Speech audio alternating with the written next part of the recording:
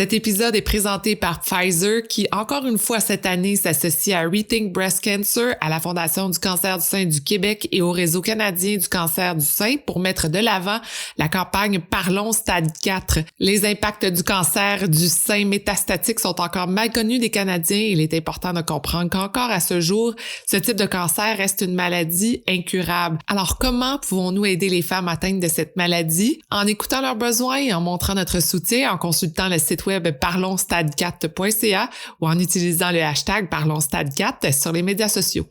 Bonjour à tous, bienvenue à ce nouvel épisode du podcast Femmes de fer. Merci d'être à l'écoute et cet épisode est très spécial pour moi et je l'espère pour vous aussi. Je parle avec Chantal Maillet et Arlène Baudin, deux femmes atteintes du cancer du sein stade 4 métastatique qui nous offrent un témoignage de vie absolument lumineux et je sais que c'est parfois confrontant d'entendre ce genre de discussion, mais l'une des choses que ces femmes ont besoin, c'est d'être entendues, d'être vues et de simplement se sentir écoutées. Alors, ce podcast est mon cadeau pour elles et j'espère donner une parcelle d'énergie et d'espoir à toutes les femmes atteintes de cancer. N'hésitez pas à partager ces témoignages à des femmes dans le besoin. Savoir que l'on n'est pas seul dans notre combat, ça fait toute la différence. On les écoute dès maintenant. Bonjour à vous, je suis votre animatrice Sophie Montminy et je me suis donné la mission de vous faire découvrir des femmes qui décident de faire entendre leur voix et de bouger les choses dans leur communauté, leur travail et leur famille. Peu importe où vous vous trouvez en écoutant le podcast, on a besoin de leaders positifs comme vous. C'est le temps de se laisser inspirer, d'ouvrir vos horizons et de changer le monde un pas à la fois. Bienvenue à Femmes de fer. Bonjour Chantal, bonjour Arlène, ça va bien? Bonjour, oui, merci. Ça va bien. Merci énormément de prendre le temps de me parler aujourd'hui. C'est vraiment un honneur de discuter avec vous et de prendre le temps un peu aujourd'hui de démystifier la situation. Je vais lancer tout de suite le mot. On parle ici du cancer phase 4, le cancer métastatique du cancer du sein. Et vous êtes deux personnes qui êtes atteintes de ce stade du cancer. Quand on m'a contactée pour en parler, pour moi, ça résonne énormément pour différentes raisons personnelles, mais également parce que ça fait plusieurs années que je suis impliquée dans cette cause-là et c'est quelque chose qui me touche énormément. Donc, je veux vous remercier de me parler aujourd'hui. Et en fait, j'ai vraiment simplement le goût d'entendre votre histoire parce que j'ai le goût de vous écouter aujourd'hui. Puis je pense que c'est ça qu'on a besoin de mieux comprendre et de mieux vous connaître. Et j'ai le goût de commencer avec Chantal, en fait. Peut-être m'expliquer un peu, vous, votre situation. Je sais que ça a été énormément connecté au fait de la pandémie, tout ce qui est arrivé de votre côté quand vous avez reçu votre diagnostic du cancer du sein phase 4. Donc, peut-être m'expliquer un peu comment ça s'est passé. Dans le fond, mon histoire, moi, a débuté aux fêtes de 2019 avec une grosse grippe, mais avec une toux assez intense et qui n'a jamais, qui est jamais partie. Ça a débuté en décembre, à janvier, février, ça a continué. Je suis partie en voyage. Puis en voyage, je sais pas si c'était les pays chauds, mais j'ai comme la toux a diminué là-bas. C'était pas la même température, mais je voyais que j'étais fatiguée. J'étais une grande marcheuse. Puis quand je faisais des activités, disons que l'énergie était pas la même que d'habitude.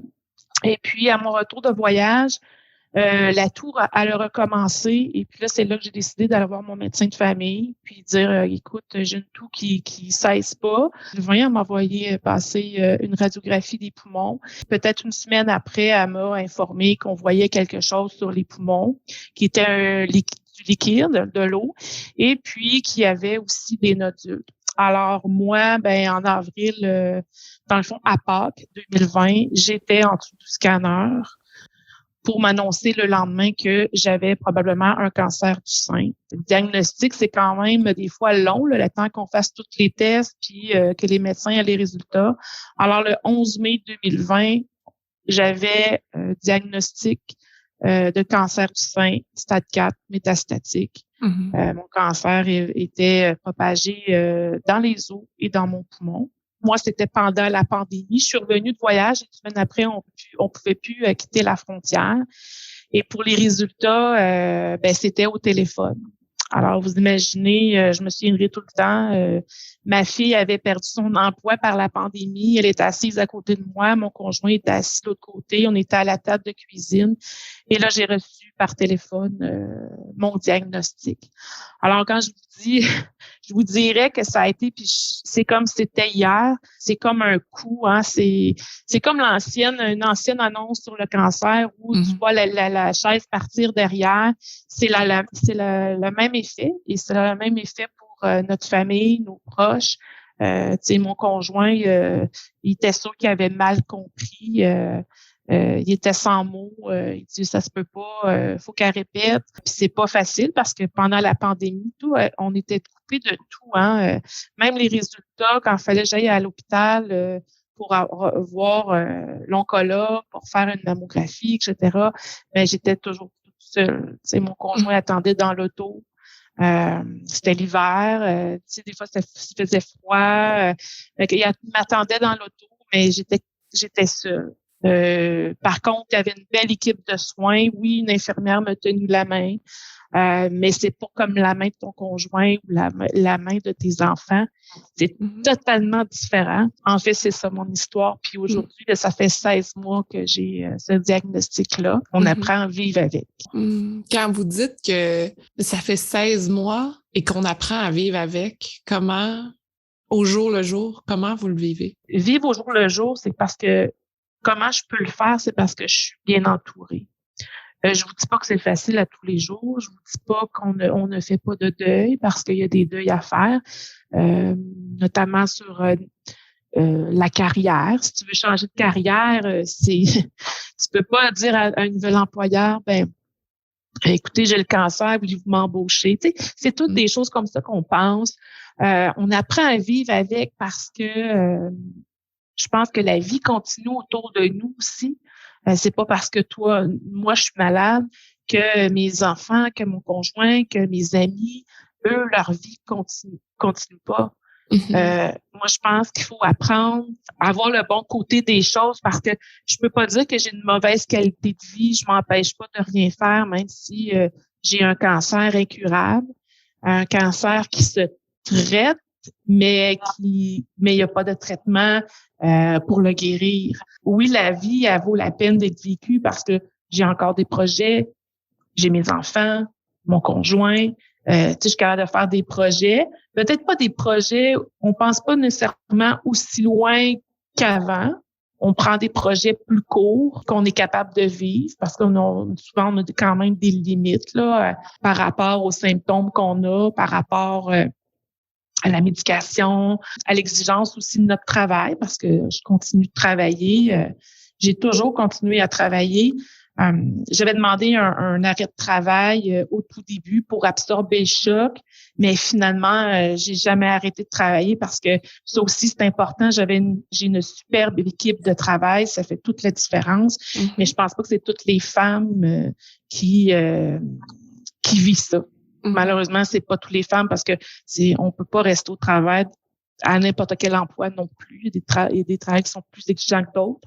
Mais moi, j'ai la chance d'avoir une équipe de travail qui me permet d'aller à mes rendez-vous, de faire des heures ailleurs que, mettons, le jour, parce qu'on sait que les rendez-vous, c'est le jour. Il n'y a pas de rendez-vous le soir ou les week-ends. Hein. Puis quand ton médecin te donne un rendez-vous, tu dis oui, hein, tu le remets pas parce que les listes d'attente sont de plus en plus longues.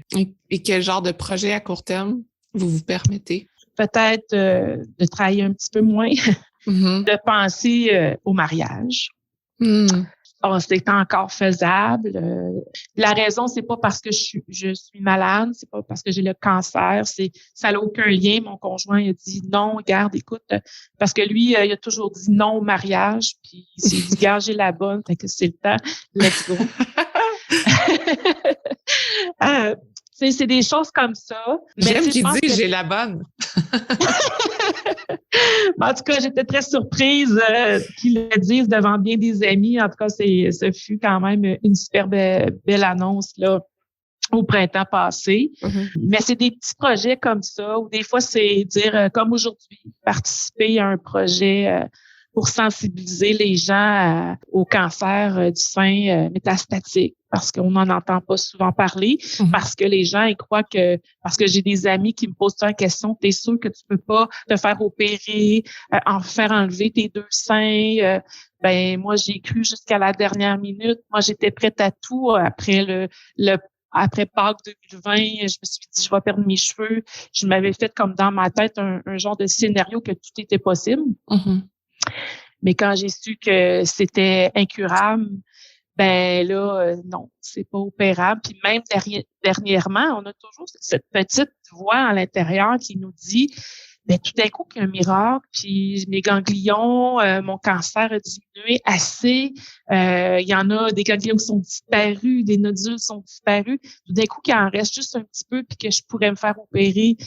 Ben non, mon oncologue a dit non parce que c'est des grosses plaies à ouvrir, puis on peut pas guérir ça à moins qu'il y ait un jour un médicament miracle qui ferait en sorte que ça pourrait guérir. Ouais. J'aimerais pas rebondir sur Arlène parce que merci Chantal d'avoir mis la table sur cette discussion-là parce que je sais aussi, Arlène, que ça fait partie de votre vie depuis très longtemps. En fait, ce cercle-là du cancer du sein, vous n'avez eu plusieurs. Comment à chaque moment, parce que le premier est arrivé en 2011, comment à chaque moment on se dit OK, encore un autre et que finalement le dernier c'est le phase 4. Peut-être juste m'expliquer votre histoire de ce côté. En 2011, ouais, c'est là que tout a commencé parce que je sentais une douleur au-dessus de mon sein droit. Puis ça faisait comme un peu des élancements, puis ça passait pas. À un moment donné, j'ai senti comme un bout de crayon, là, une face de crayon. Puis j'ai dit à mon conjoint, sens-tu ça? Oui, bon, un amène à l'autre. Là, je suis allée chez le médecin, puis ils ont confirmé un premier cancer du sein HER2 positif. Ça, c'est le type. HER2 positif, c'est le type qui est très agressif. C'est un type de cancer qui se propage très, très rapidement. Alors, tout de suite, on a enclenché les soins de chimio et de radiothérapie. Puis, on a fait une mastectomie partielle. Ensuite, j'ai été sur un médicament pendant 1 an. Puis après ça, tout est terminé. Tout était beau. Les scans étaient beaux. Alors, j'ai repris mes activités. Je m'étais dit à ce moment-là, bon, ça avait frappé un peu, c'était surprenant un peu. Mais je m'étais dit au terme de tout ça, bon, ben, c'est fait, là. Coché oui, là, j'ai donné ma part là-dedans. J'ai fait mon temps. Fait que je me suis dit, j'avais vraiment dans l'idée que c'était terminé, là, tu sais, que j'aurais la paix de tout ça. Mais non, en 2016, après une mammo, on a décelé un cancer du sein encore le même type, au même endroit. Alors là, c'était mon deuxième. On reprend la chimio, tous les traitements. Puis là, on fait une mastectomie totale du sein droit. Encore une fois, je prends des médicaments durant 1 an. Puis c'est beau. Là, j'étais sûre. Là, c'était fait. Puis là, il n'y a plus de sein. Là, j'ai dit, c'est bon. Ça devrait être correct, là. Mais non! Alors, en 2018, là, j'avais mangé du crabe après un repas, puis je me sentais barrée dans l'estomac. J'avais l'impression que je faisais. J'avais dit à mon conjoint, mon Dieu, je pense que je vais faire un AVC ou quelque chose comme ça. Je me sens vraiment bloquée, là. Je digère plus, c'est pris là. Puis c'était un petit souper très simple, il n'y avait rien de... Alors, je suis allée à l'urgence juste pour vérifier. Après des tests, ils ont constaté que mon foie était rempli de métastases. Alors, on m'annonce là, le stade 4 métastatique au foie. Et j'ai refait encore cette fois-là la chimiothérapie, puis une biopsie à Québec, tous les soins. Depuis, je suis sous médication à toutes les 3 semaines, probablement pour le reste de ma vie. Je vais là, ça dure à peu près 1h30, 2h. Puis après ça, c'est business as usual. Je travaille, je fais mes activités, je laisse ça dormir tranquille, puis j'espère que ça va dormir très longtemps. Parce que je me sens vraiment pas mal bien, là. Je suis surprise. J'avais arrêté de travailler cette journée-là quand j'ai appris que c'était un stade 4. Puis là, j'ai dit à mon conjoint, je dis, allez, je suis fatiguée, là. Là, j'en ai assez. Puis j'avais un emploi en communication qui me prenait beaucoup, là, c'était du 60 heures semaine. J'avais ma propre business. Fait que là, j'ai dit, là, j'arrête. Fait que là, j'ai décidé de prendre ma retraite à 55 ans. Puis là, ça fait 2 ans plus tard.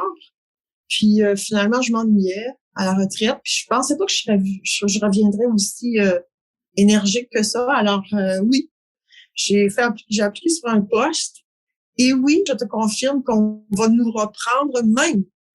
Il ose nous reprendre au travail, même si on a un cancer du sein stade 4. Alors, j'ai eu un emploi depuis le mois de juin. Et oui, je me suis mariée, moi aussi, le 31 juillet de cette année. C'est fait.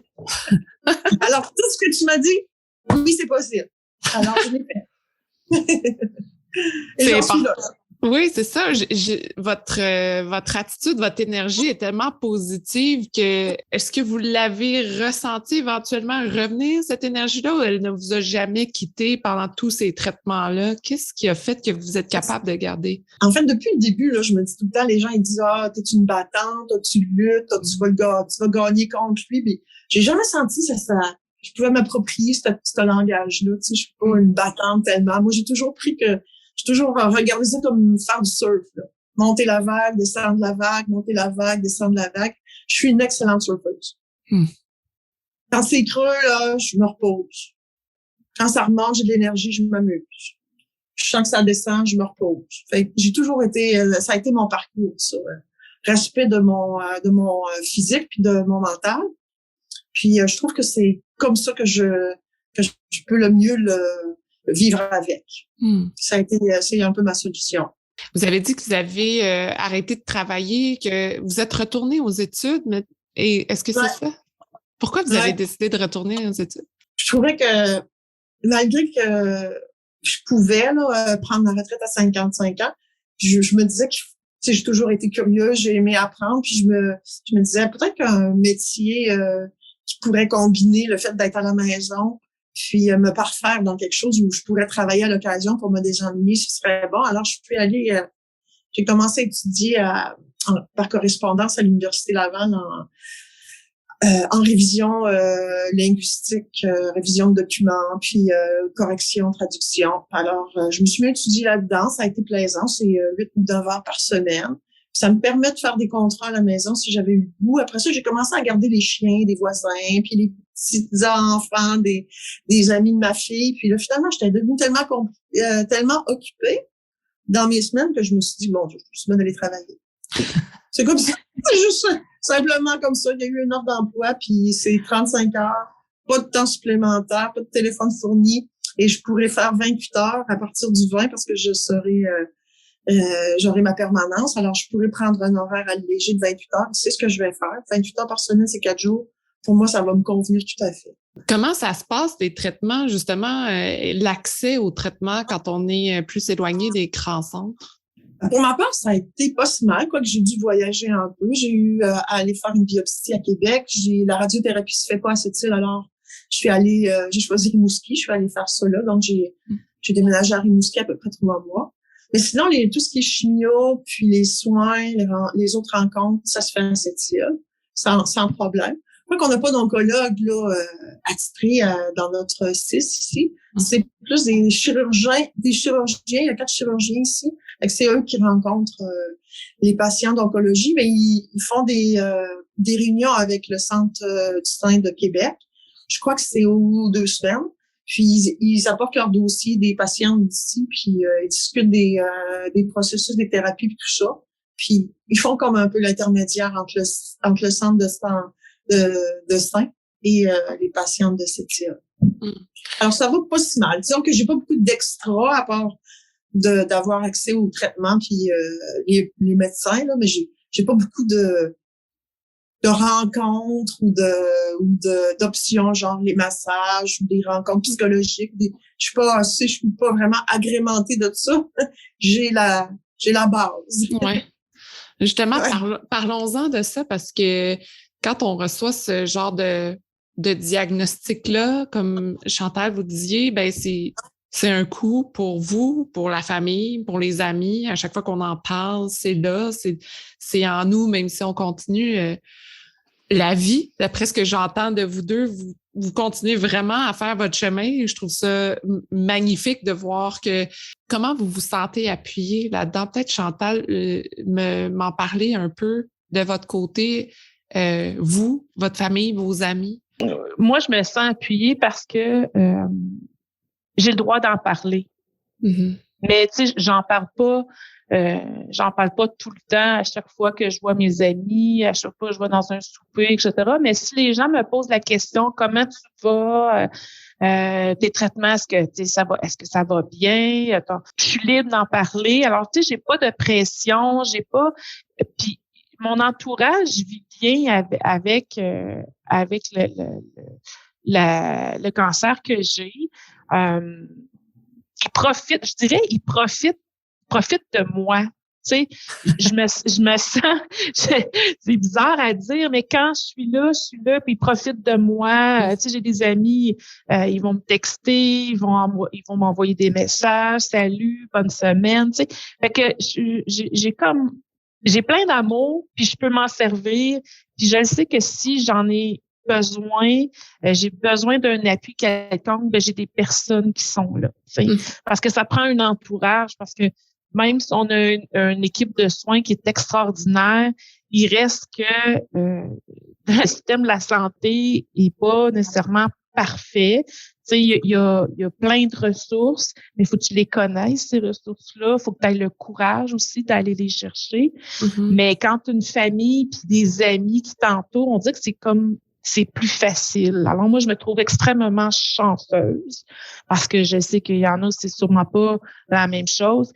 Mais je pense qu'il faut pas avoir peur d'en parler, puis même de déranger, puis faire connaître ce que c'est, puis de dire, OK, aujourd'hui, ben oui, je sais que tu m'as invité à aller prendre une marche, mais aujourd'hui, ben c'est pas possible parce que je me sens fatiguée, puis il faut que je me repose, tu sais.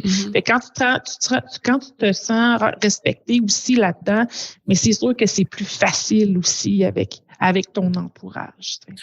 Mais ça peut être difficile parfois parce que même pour les gens qui écoutent le podcast, parler de ce genre de sujet-là, en entendre discuter, oser faire nos recherches sur ce genre de sujet-là, ça peut être extrêmement confrontant. Donc, si vous osez en parler, des fois, les gens autour de nous savent pas comment réagir, savent pas comment prendre cette nouvelle-là. Qu'est-ce que vous diriez aux gens? Qu'est-ce qui vous a fait du bien? Vous parliez tantôt des petits messages textes, de la présence. Qu'est-ce qui vous fait du bien de la part de votre entourage ou des gens que vous rencontrez? Tu soulèves un bon point parce que ça arrive à l'occasion, là. C'est sûr que quand on a un cancer métastatique, on l'annonce pas partout, hein, partout publiquement nécessairement. Tu sais, ça vient avec le temps parce que des fois, tu côtoies des gens, puis là, tu leur dis, ben écoute, j'ai un cancer, etc. C'est sûr que ça frappe les gens, ça frappe. Puis la plupart des gens nous disent, je sais pas quoi te dire. Je suis sous le choc. Mais moi, je les mets à l'aise tout de suite. Je dis, je comprends, puis faites-en pas, ça fait ça à tout le monde.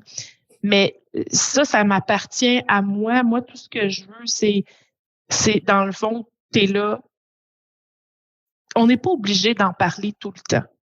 On n'est pas obligé de donner des explications. Moi, je pense que les gens, en temps normal, l'absorbent quand je leur dis que j'ai un cancer du sein. Ils l'absorbent. Puis après ça, quand on se rencontre après, etc., là, c'est plus facile, tu sais. Parce qu'il faut laisser le temps aussi aux gens. Puis c'est pas tout le monde qui connaît ça, le cancer métastatique. Parce que, ou sinon, quand tu dis stade 4, là, les gens, ils pensent que tu vas mourir dans 2 semaines. Mais c'est pas ça. C'est pas nécessairement ça, là. On peut vivre quand même plusieurs années avec des traitements.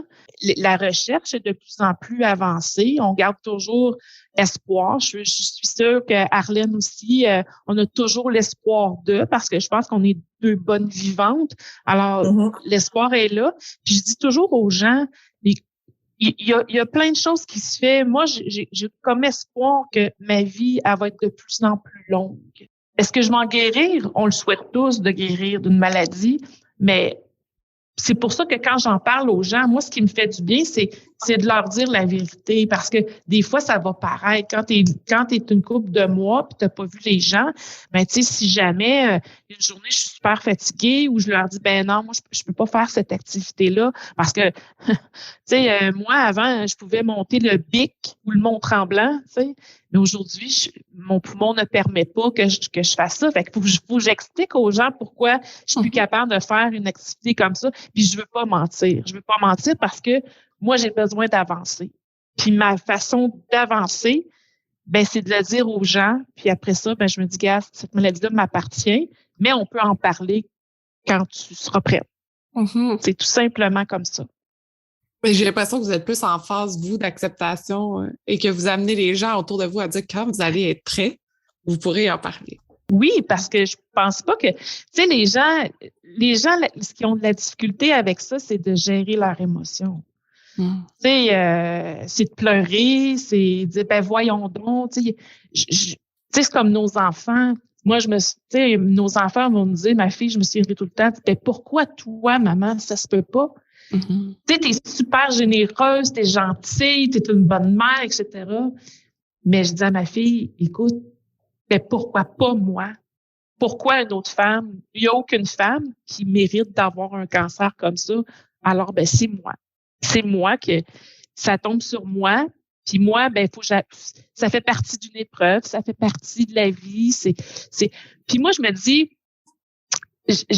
oui, c'est pas un combat pour moi, c'est plus je le prends plus comme une expérience. Je vous dis, je suis pas parfaite, là. Il y a des matins que je vais me lever, je vais me dire, tout ça n'a que la petite pilule, je suis comme tannée un peu, tu sais, ou je suis tannée d'avoir des symptômes, la chaleur, etc. Mais, tu sais, je suis pas parfaite. Mais sauf que si je le fais pour moi, avoir être positive comme ça, je le fais pour moi, puis je me dis, je le fais pour toutes les autres femmes aussi, qui peut-être ont plus de difficultés que moi aussi à passer au travers, parce que c'est pas vrai que tout le monde est capable de travailler ou de vivre ses émotions comme moi je l'ai fait. Puis je vous dis pas qu'au début, c'était pas difficile, là, parce que, tu sais, là, tu te demandes où... Parce que moi, quand je suis partie, je vous dirais avec ça, c'est à partir de mai 2020, pardon, moi, je me suis dit une saison à la fois. Une saison à la fois. Quand j'en ai passé une, c'était comme une victoire. Puis là, mais je suis rendue à me dire, ben c'est peut-être pas une saison, c'est peut-être 2 saisons. Après, on verra, parce que si on voit trop loin non plus, je pense que c'est peut-être décourageant, mais une saison à la fois, puis tu vis toutes tes saisons, tu sais, moi, je pense que ça m'aide beaucoup. Vous, Arlène, qu'est-ce que vous dites aux gens autour de vous quand les gens comprennent ce qui se passe? Je me considère comme une femme d'expérience là-dedans parce que ça fait une dizaine d'années, puis à travers ces 10 ans-là, je suis quand même parvenue à changer d'emploi. Je me suis lancée en affaires, j'ai construit une maison. Ça s'est tout fait dans ces 10 ans-là quand même. Là. Alors, pour moi, là, avoir un cancer, c'est une maladie chronique. C'est pareil comme ma fille qui fait de l'épilepsie puis qui doit vivre avec ça au quotidien puis faire attention. C'est pareil comme mon neveu qui a un diabète de type 2 puis qui doit vivre avec ça au quotidien. C'est comme une de mes tantes qui a de l'Alzheimer. Pour moi, c'est ça. Je vis avec ça maintenant. C'est à l'intérieur de moi. Ce sont des cellules HER2 qui se multiplient, qui sont surexposées, qui se multiplient trop rapidement. Ça vient pas de nulle part d'ailleurs. Là, c'est dans mon système, puis c'est ça. Moi, j'ai mon lot, puis toutes les autres personnes qui ont leur maladie, ils ont leur lot, ils doivent vivre avec, puis tout ça. Je sais que dans le cas d'un cancer de type HER2, ils disent que je n'ai que 20% de chance de passer à travers 5 années. Là, je suis rendue à 3, à continuer mon petit chemin, mon petit train-train. J'ai encore un peu de choses à faire, là. Mais sinon, tu sais, les effets secondaires sont négligeables. C'est presque pas d'effets secondaires avec ma médication. Alors, c'est sûr qu'il y a un peu de fatigue puis des choses comme ça, mais je crois qu'il y en a qui sont encore plus mal pris que moi, je pense. Sérieusement, là, je suis capable d'aller au ski, je suis capable de faire des voyages, je suis capable de faire mon yoga sans problème. Fait que Je suis vraiment contente de comment ça se conclut jusqu'à date. J'entends beaucoup d'espoir quand vous parlez, Chantal et Arlène. Est-ce qu'on a le droit de parler d'espoir quand on parle d'un cancer qui pour l'instant, n'a aucun traitement pour guérir? Oui, on a le droit de parler d'espoir. Puis il faut parler d'espoir. Il faut continuer à avoir de l'espoir parce que sinon, la vie, elle serait trop difficile, je pense, avec ce type de cancer. Il faut garder l'espoir aussi parce que, vous savez, moi, ce qui m'aide aussi, ce qui m'a beaucoup aidé après le diagnostic, c'est de faire des recherches puis aller voir les ressources qui existaient. Moi, j'ai regardé Parlons Stade 4 de la Société canadienne du Québec du cancer du sein. Moi, ça m'a beaucoup aidé de voir et d'entendre, de lire aussi des femmes qui vivaient la même chose que moi, ou pratiquement la même chose. Moi, ça m'a donné espoir de continuer parce que je me rends compte aujourd'hui que les femmes que j'ai vues, soit par des vidéos, des lectures, ben, est-ce que aujourd'hui je parle, puis comment je suis, puis quand même que j'ai de l'énergie pour continuer à faire toutes mes activités, ben, c'est ce que j'ai vu. Alors, c'est vrai ce qu'elle raconte. Alors, pour moi, ça m'a donné beaucoup d'espoir, puis je le garde, cet espoir-là, parce que je pense que si on recule peut-être plusieurs années en arrière, ben peut-être que j'y serais plus si ça aurait été le cas, s'il n'y aurait pas eu de la recherche. Fait que moi, je pense qu'il y a beaucoup de monde qui travaille à trouver des traitements, des médicaments. Alors, moi, je crois en eux. Je crois à la recherche. Puis, tu sais, même nous, là, puis ça paraît curieux, tu sais, nous, on porte ce gène-là, ce cancer-là. Mais nous, on travaille aussi, tu sais, pour aider à la recherche. On participe à toutes sortes de choses, comme de vous parler à vous aujourd'hui, comme d'aller marcher dans des fondations, etc. De prendre des photos, parce qu'on sait qu'avec la pandémie, on pouvait pas être en présentiel nécessairement, même encore aujourd'hui, il faut faire attention parce que notre système immunitaire est diminué de beaucoup. Moi, je pense que ça nous aide, ça nous garde en vie. Puis l'espoir, ben, je pense qu'il faut en avoir jusqu'à la fin, d'ailleurs. Vous, Arlène? Ben, l'espoir, il y en a, c'est sûr, parce que, disons qu'il y avait, si je pense il y a peut-être une douzaine d'années, le type de cancer que j'ai, il ne se guérissait pas. Il ne se guérissait pas. Ils ont trouvé un médicament là, dans les dernières 10-15 ans. Puis, il est assez magique. Il fonctionne super bien. Toutes les personnes qui sont HIV positifs, qui sont traitées avec ce médicament-là, ça donne quelque chose. Ça vraiment, ça prolonge notre vie, puis ça stabilise. Puis ça met ça laisse les métastases en dormance. Puis, les effets secondaires sont négligeables. Justement, la réalité pour vous en temps de pandémie, vous n'avez glissé un mot, Chantal, sur le fait que on a tous été un peu isolés, chacun de notre côté, et nous, on a hâte de retrouver nos activités normales, mais est-ce que pour vous, qui avez des traitements et qui avez un système immunitaire un peu plus affaibli, est-ce que ça vous impacte encore énormément, la pandémie?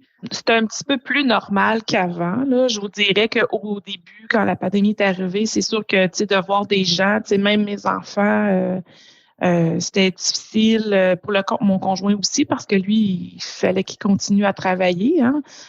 Lui, il côtoyait des gens aussi, même s'il y avait des mesures strictes, le masque, lavage des mains, etc., comme on connaît, mais il fallait faire très attention, mais il faut faire attention encore aujourd'hui. Je me réserve le droit, si vous voulez, d'aller, tu sais, c'est nouveau, là, les spectacles où, tu sais, où il y a des bains de foule, là, si on peut dire, même si c'est en plein air. Je me donnerai pas le droit encore parce que c'est trop présent. là. Il y a aussi l'impact aussi qui est des fois qui m'inquiète. Puis là, je l'ai vécu dernièrement au début, puis dernièrement, c'est ce qu'on entend dans le secteur de la santé, tout ce qui est délestage. Tu sais, habituellement, une scintigraphie, ça me prenait dans 2 semaines pour, j'étais chanceuse, là, 2 semaines pour avoir un rendez-vous à l'hôpital pour un examen pour les os. Mais là, j'ai attendu 2 mois. Fait que ça avait jamais arrivé. J'ai eu aussi un délestage pour un traitement pour mes os l'été dernier. On me dit, maintenant, le traitement, ça va être aux 3 mois. Et puis 3 mois après, je suis allée faire mon traitement. Et puis là, on me dit, là, est-ce que vous voulez votre traitement au mois ou aux 3 mois? J'ai dit, vous m'avez dit maintenant, c'est aux 3 mois. Ah, là, non, mais c'est parce que vous faisiez partie du délestage. Mais on me l'a jamais dit. Fait que, tu sais, c'est un peu des choses comme ça que les femmes peuvent vivre. Je sais que les listes d'attente s'allongent de plus en plus. Et je sais qu'il y en a aussi qui hésitent à aller passer leur examen, d'aller voir leur médecin. Moi, je les encourage fortement parce que faut pas attendre. Parce que moi, dans mon cas, ça ne paraît pas nulle part, moi, que j'ai un cancer du sein. Même le médecin, il sent rien. J'ai pas de bosse. Les ganglions sont à l'intérieur. Mon sein est intact. Alors, il faut aller voir. Tu sais, moi, je me dis, est-ce que si j'avais été voir mon médecin 2 mois avant, pendant que j'avais encore ma toux, ça aurait changé quelque chose? Probablement.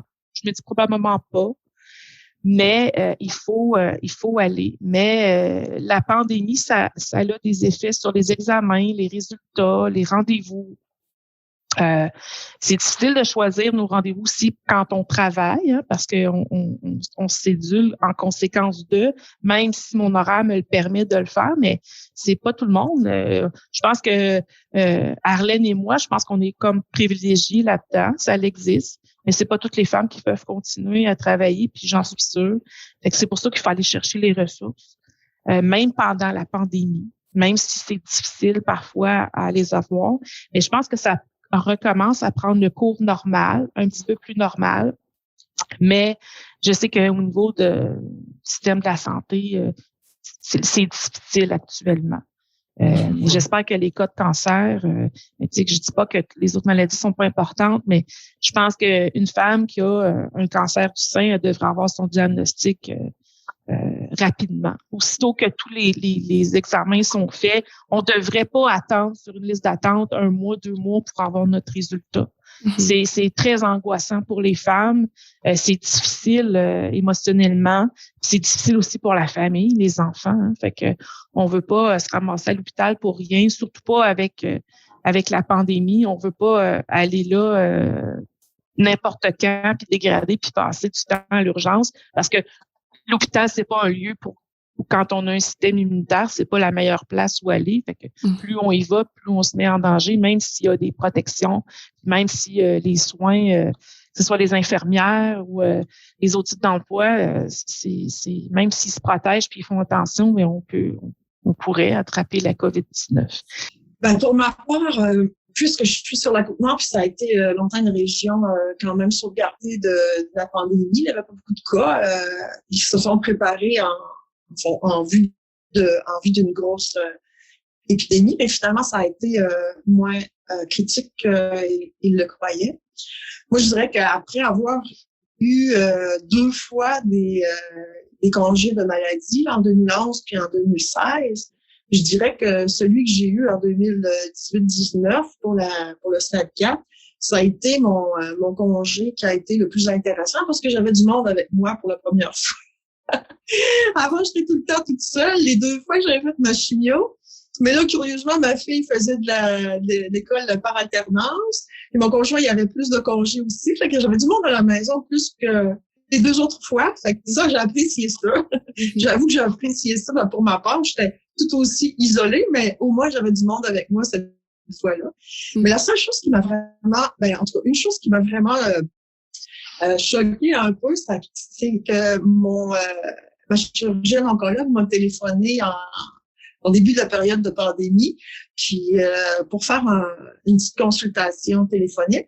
Puis à la fin de la consultation, on m'a dit Arlène, il y a une question que je dois te poser. Elle dit je dois poser ça à toutes les personnes qui sont aux prises avec un cancer de stade 4. Elle dit si jamais il y a plein de monde à l'hôpital pour la pandémie, puis on n'en voit plus dessus, puis que toi tu arrives avec des symptômes de pandémie, puis que tu es vraiment malade, en mauvaise posture, qu'est-ce que tu veux? Est-ce que tu veux qu'on s'acharne ou est-ce que tu veux qu'on te laisse aller?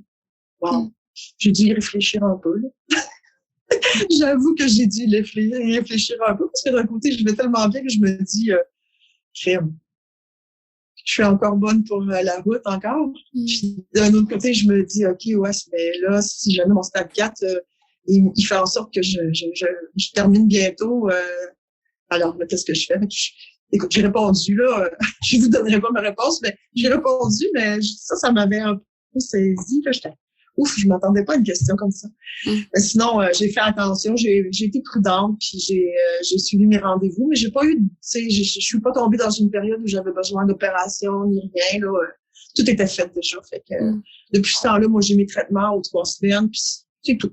C'est tout ce que j'ai. J'ai des prises de sang, j'ai des scans ici et là, mais j'ai pas subi de délestage du tout, là. Pour ma part, ça a bien été. Merci beaucoup, Chantal et Arlène, pour vos témoignages. Le temps file, alors je veux vraiment finir l'entrevue avec un petit questionnaire que je me permets de poser à toutes les femmes qui passent sur le podcast. Pourquoi avez-vous de la gratitude aujourd'hui? Je dirais parce que la vie est trop belle. J'ai de la gratitude. Oui, la vie est belle. Mm-hmm. Qu'est-ce qui vous fait dire ça? Tu sais, il y a des gens qui, quand ils ont un cancer, ils sont prêts à tout changer, leur mode de vie, tout ça. Puis il y a des gens, des fois, qui me demandent, qu'est-ce que t'as changé dans ta vie, tout ça? Ben, pas grand-chose, parce que j'aimais ma vie avant. Alors, je l'aime encore. Dans le fond, c'est ça. Je pense que je l'aimais ma vie, je l'aime toujours. Alors, j'ai une gratitude pour cette vie-là que j'entretiens, puis avec mon entourage. Et vous, Arlène, pourquoi avez-vous de la gratitude? Pourquoi j'ai de la gratitude aujourd'hui? Ben, j'ai de la gratitude pour toute ma famille, tous les gens qui m'entourent, parce que ils sont vraiment solidaires avec moi dans tout mon parcours depuis le début, mes amis, ma sœur, toutes les autres, parce que depuis ce temps-là, moi, j'ai des amis, j'ai ma sœur aussi qui a eu un cancer et ils en vivent, les autres gens aussi. Il n'y a pas que moi, là, en stade 4, là.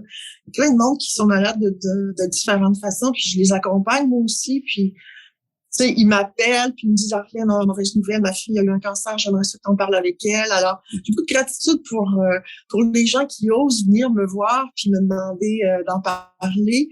Parce que je dis souvent, comme la semaine passée, j'ai une amie qui a fait une petite réaction de zona, puis elle me dit, oh là, je te parle de ça, ça n'a pas de bon sens, comment est-ce que je me plains devant toi? Je dis, mais non, c'est ça, moi aussi, des fois, j'ai des indigestions, puis moi aussi, des fois, je me foule la cheville à travers tout ça, tu sais, la vie continue.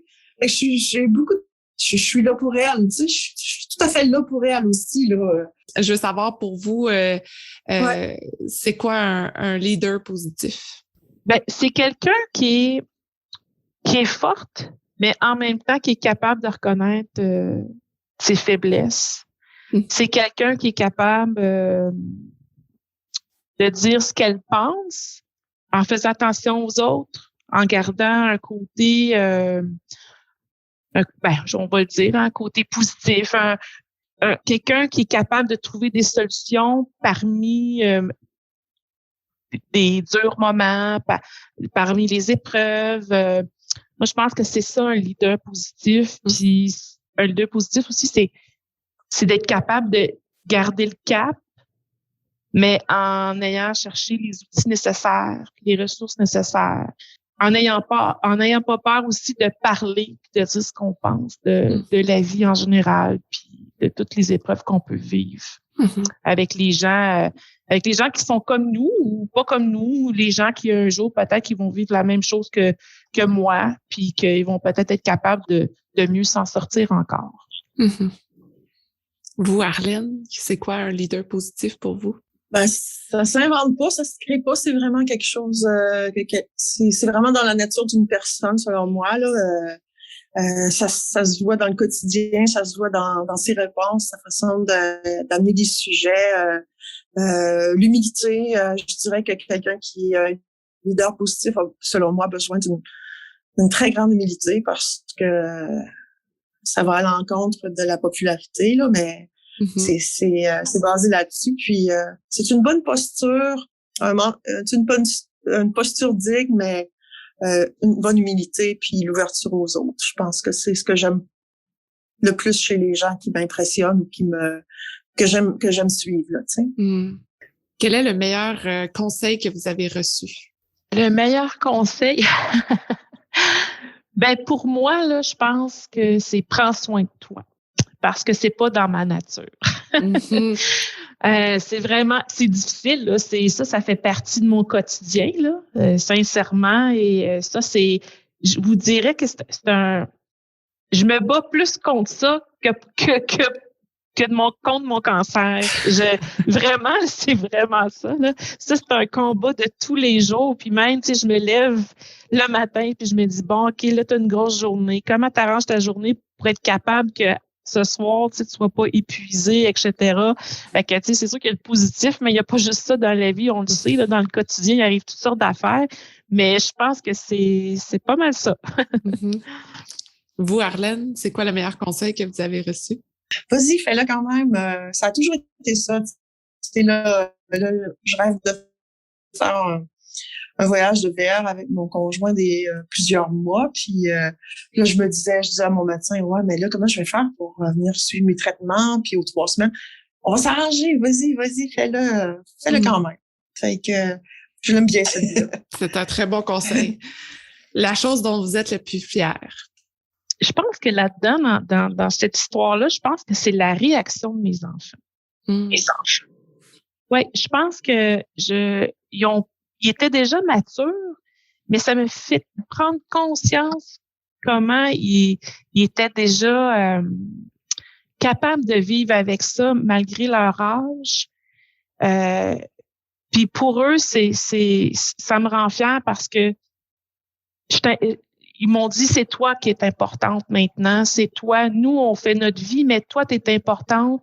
Alors, c'est nous, il faut qu'ils soient forts là-dedans, plus que toi.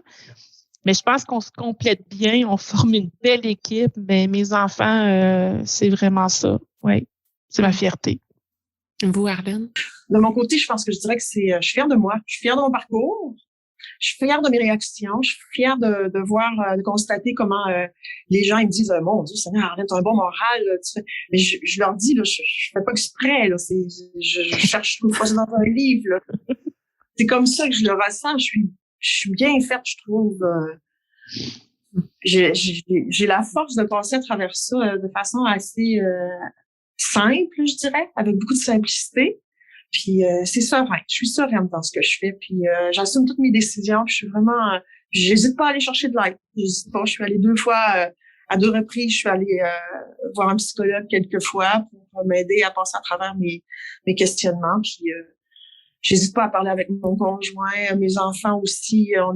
C'est ouvert, c'est plaisant. Je trouve que ça rend la maladie beaucoup moins grave. Est-ce que je suis fière de moi? J'adore entendre ça. De toute façon, tout le monde devrait l'être à tous les jours, d'être fier de ce qu'on accomplit. On l'oublie souvent. Ouais. Qu'est-ce que vous lisez en ce moment? Moi, je lis pas. Non?